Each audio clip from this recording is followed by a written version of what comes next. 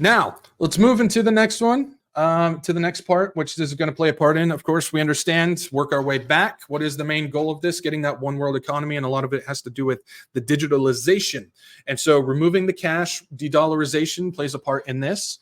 And coming along with it is the Saudi connection of joining in with the Bank for International Settlements, or the BIZ for short, and their project mBridge, which reaches minimum viable product stage and invites further international participation. This was updated the 5th of June. This is Project mBridge. Continues its development. I'll answer the question of what that is in just a second, because I know people are like, what are you talking about? Just hang on. So the Project mBridge continues its development and has reached the minimum viable product, or MVP stage, while broadening its international reach.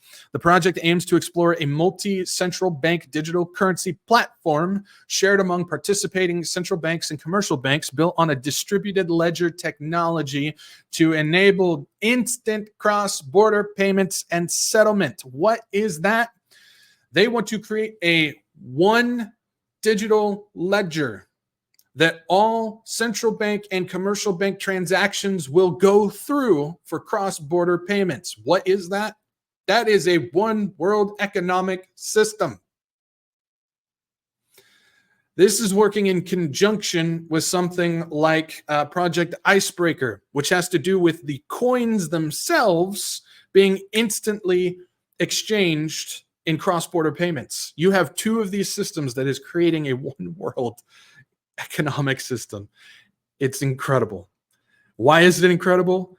Because we are watching Revelation just come to life. It's amazing. Now, is this system that? I'm not saying that, because we don't know.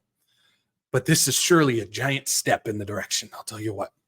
It says Project mBridge is the result of extensive collaboration starting in 2021 between the Biz Innovation Hub, the Bank of Thailand, the Central Bank of the United Arab Emirates, hello, the Digital Currency Institute of the People's Bank of China, and the Hong Kong Monetary Authority. But now joining the fray about the same time as the petrodollar and the Rothschild stuff and everything, the Saudi Central Bank is joining mBridge as a full participant. There are also now more than 26 observing members. This is big. We're seeing two countries where their entire financial systems, the UAE and Saudi, now becoming full participants in getting this online. Okay, so what is Project mBridge? Project mBridge, connecting economies through CBDC. Joint report by the Biz Innovation Hub, Hong Kong Center, the Hong Kong Monetary Authority, the Bank of Thailand, and the Digital Currency Institute of the People's Bank of China. Why is that so long? And the Central Bank of the United Arab Emirates. Project mBridge is a collaboration between those after experimenting with different technology architectures in earlier phases of the project. The project team developed a new blockchain, the mBridge ledger, the single monetary ledger system, custom built by central banks for central banks to serve as a specialized and flexible platform for implementation of multi-currency cross-border payments in central bank digital currencies. Oh my goodness. This is big, guys. Over the course of 6 weeks in 2022, the mBridge platform was put to the test through a pilot involving real value transactions among 20 commercial banks from 4 different jurisdictions. The pilot advances multi-CBDC experimentation by settling real value directly on the platform and on behalf of corporate customers. Over 12 million US dollars was issued on the platform, facilitating over 160 payment and FX PVP transactions, totaling more than 22 million US dollar in value. This is key. This is absolutely key in the development. Again, if this is the thing, we don't know, but this is absolutely key in the development of creating this one world economy, this one world digital system. Now, the first thing we got to remember, we have to split it up. We got a little bit more. I'll get to it in just a second.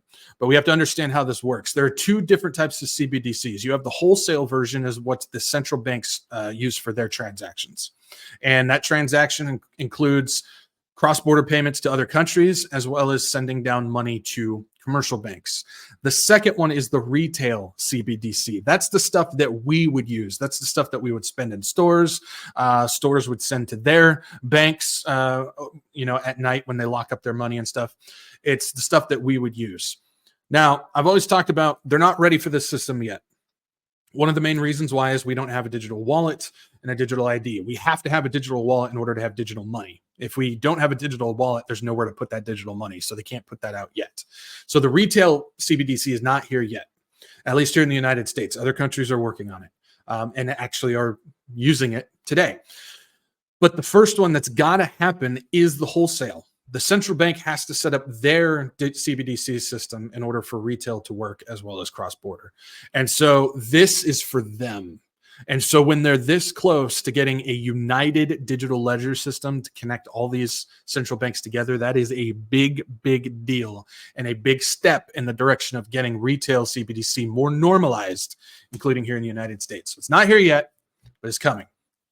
Now, if we keep going, says the project aims to tackle some of the key inefficiencies in cross-border payments, including the high cost, the low speed, and operational complexities. They want it instant. They want it done now, right now. When you look at something like FedNow in the United States, that was a step in getting retail CBD set up because it's an instant digital transfer system. It's not a CBDC itself, but it's a platform to connect into something like this. So that's a big thing to remember. They want it instant. They want it digital.